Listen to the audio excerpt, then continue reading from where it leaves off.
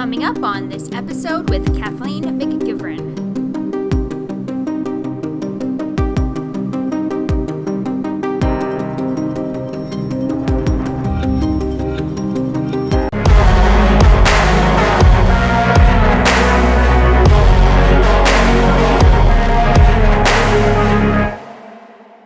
Hi there, I'm Kathleen McGivern and I am an artist. I work in both paint and I work with clay. So today we are going to go on a studio tour of my art studio. I know right now you're thinking, wow, it looks so clean and magical, but you don't see the spaces around me. So I'm going to show you how I set up my small art studio space so that way I can do acrylic painting, oil painting, and ceramics, and I have a kiln, and if you look, it is literally right beside me. Isn't that the magic of video? I wish I lived in the world that you are in right now, where you're only like, oh man, look at this. It just looks so clean and pretty. There's just like a white wall. It took a lot of effort to get there, and I suggest you watch my studio remodeling video to see how I accomplished this, because it was a lot. And you can find that. I'll get you the card above right now and also at the end of the video, so you can check that out next to see how I made this so it looks good for you. All right, so let's dive into this episode. I'm gonna take you on a tour of my art studio. Let's get inspired. All right, welcome. We are in my art studio. It is time to do a little tour of what it looks like as a decluttered art studio surface.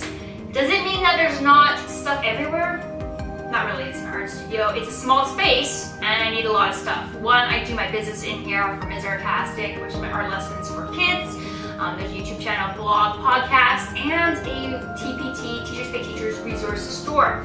I also create my art for me, Kathleen McGivern, in here. So there is a lot going on. I also do painting, ceramics, drawing. I do a little bit of everything. So there's a lot of equipment in here in a small space. So, and I need storage for both works in progress and completed. So you're gonna take a look at how I have remodeled this. This is my art studio tour of 2024. I'm so excited to take you onto it. Let's get art inspired. Starting over here, this is just my beautiful display cabinet right as you walk in. These are all my collectibles on here. I love just having a cute little display. My reference books, sketchbooks, my vintage antique ceramic figurines. I love collecting them. I love them. I love them so much. I even make art inspired by them with a weird twist. I put all my lenses back here so now they're easy to grab instead of smushed onto a cart, which is where I had them before. If you want to see the remodeling of this whole studio, make sure you hit that card above. And you can see how it went from, it was a disaster of a remodel, let me tell you. But now it's good. All right, in here, just ignore me. I'm not really good at building things together. All right, this is Sarcastic, mostly Sarcastic supplies. So just paints and felt markers and crayons, lower grade acrylic paint. And then all my varnishes, spray varnishes. And then I keep all my kiln posts. My kiln is a manual, it's not a digital. One day I will get a Scotch digital kiln, but I don't need it yet. Because it's still good. Why do I need it? And I get a lot of control of my manual. It's fine. I don't need to be crazy. Anyway, airbrushes in here, airbrush stuff. I literally have everything. A giant basket of cones. I have cones for like the next 100 years. The reason why is because if some people switch to digital and they're like, I don't need these cones anymore because I'm fancy. And I'm like, I'll take your cones. So I got cones that are like, honestly, like Orton cones from like, I don't know where. Like years ago, decades ago, but they're still good. So that's cool. Kiln posts on here. Looks nice and tidy now when you close the door. So awesome. Over here, my desk. It's a desk. It's a desk. I put my cute little friends up here because I like cute kitty things. I love kawaii. I love cute plants. I got my kitchen things. I got a little sign that says everything is figure outable. And I got one that says rise and grind because yeah, that's really just how you really fries, get up, grind it out, go to sleep. If I want to watch some TV, I put it on my tablet. And then everything is figure outable because like life in general is making mistakes. Over here is my pottery wheel. You might be thinking, wow, that's really close to the wall. How are you going to throw like that? Or why didn't you turn it around? Well, number one, I have it facing this way. Now I don't suggest it if you were just potter at home because it's ridiculous. It should be turned the other way. But I am filming for YouTube and I want things to look easier for viewers. So this is better this way because I used to have everything facing the wall and my face would be a shadow underneath my shelves that are up here. Literally, I'm touching my shelves. So it's important to not, a little later it affects the quality of the camera. So when I'm filming, I'm just gonna move this away from the wall, slide my chair in, and then I can throw. It looks slightly cuter now. I've painted this all, repainted everything because my desk used to be here, so I'm paint all over it.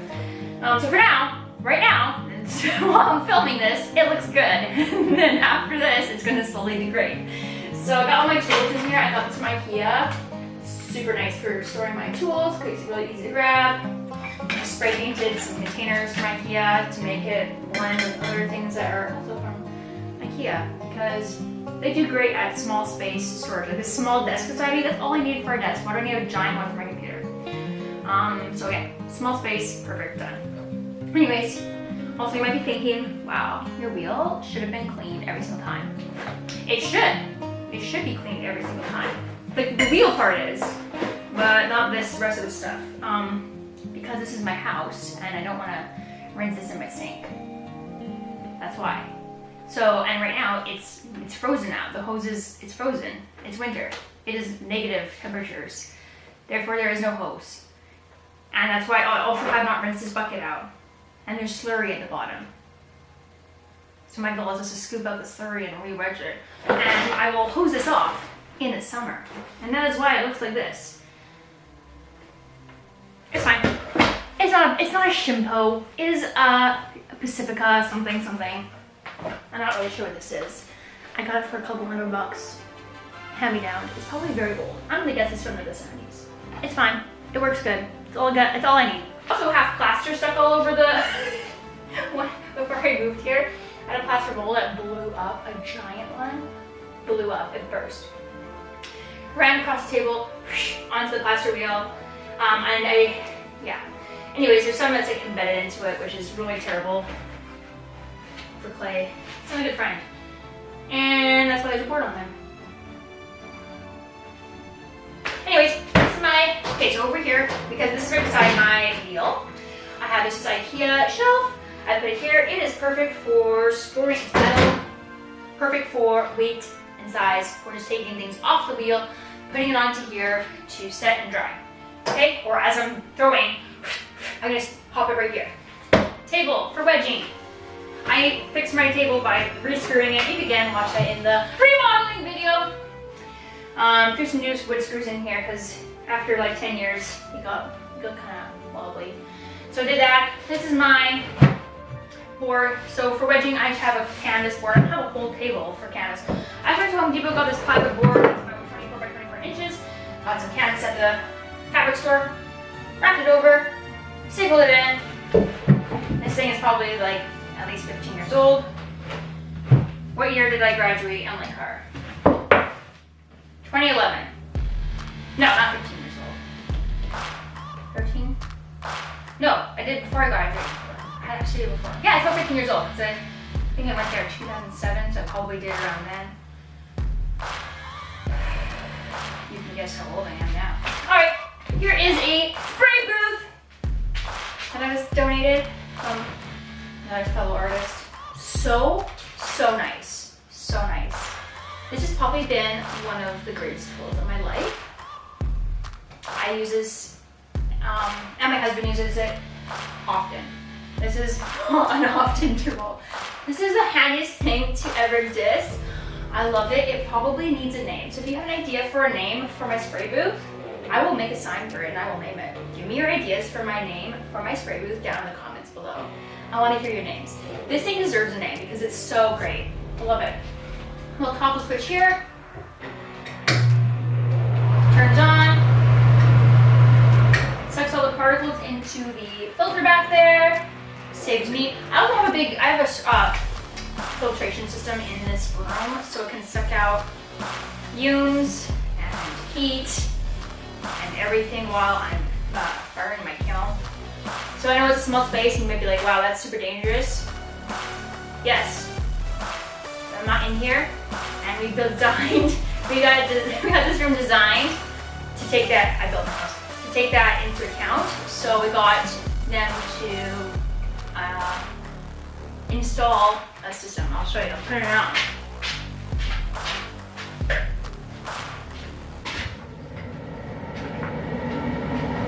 Can you hear it? That is the sound of everything being sucked out of here. Giant vacuum.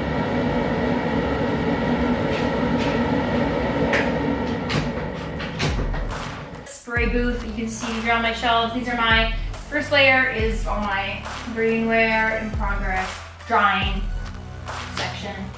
Then I got clay storage for large pieces above. Tons of pieces. I'm going to, once I get to, looks like this. See, it's quite a lot. I have huge ceilings in here because this is lower than my rest of my house.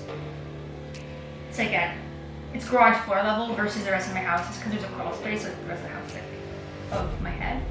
Anyways, so that means, that's why I have one window looking, because the way the land goes. Anyways, doesn't matter.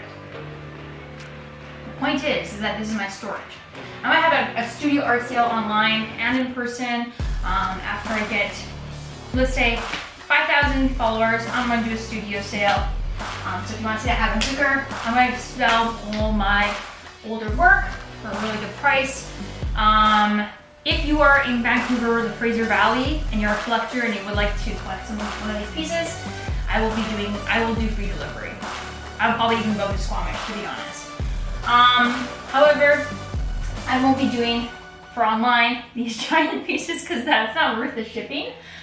I would have to build a wood crate. I don't even know. The person would be like, "Oh my god, what is this?" Drop. Anyways, I don't know.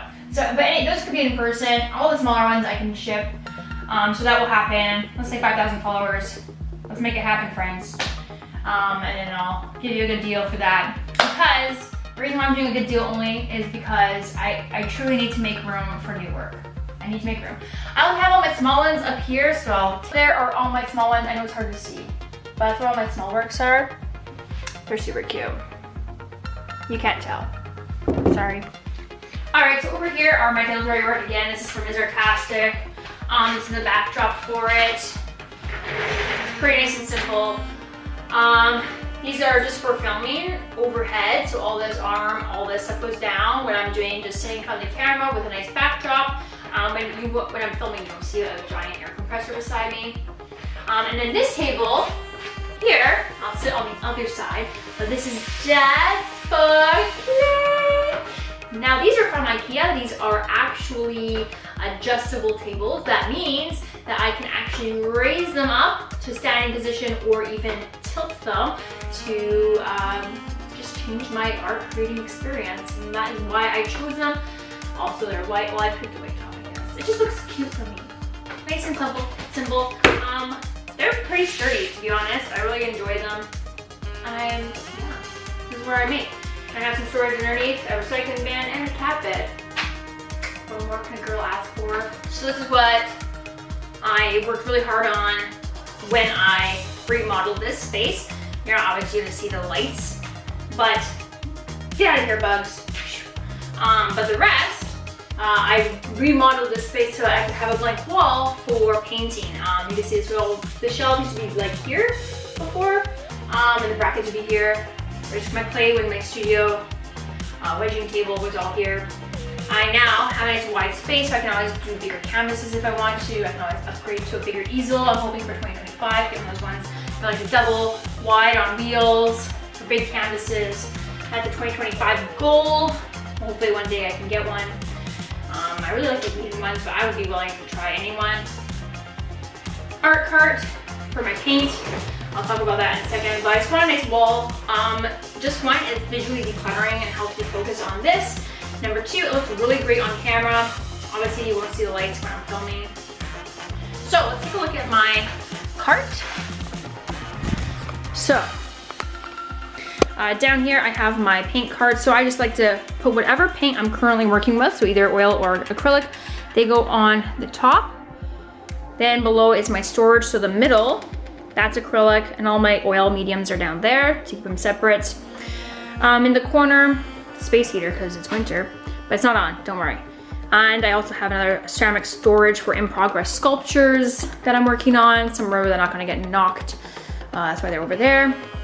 I have a cat wall in my studio as well because kitties love to explore, except for because I moved this shelf up there, that one goes to nowhere, so I really need to think about what to do with that. So if you have any ideas, drop those ideas in the comments. They love to go walk around on my shelves, look out the windows. It's super fun for them.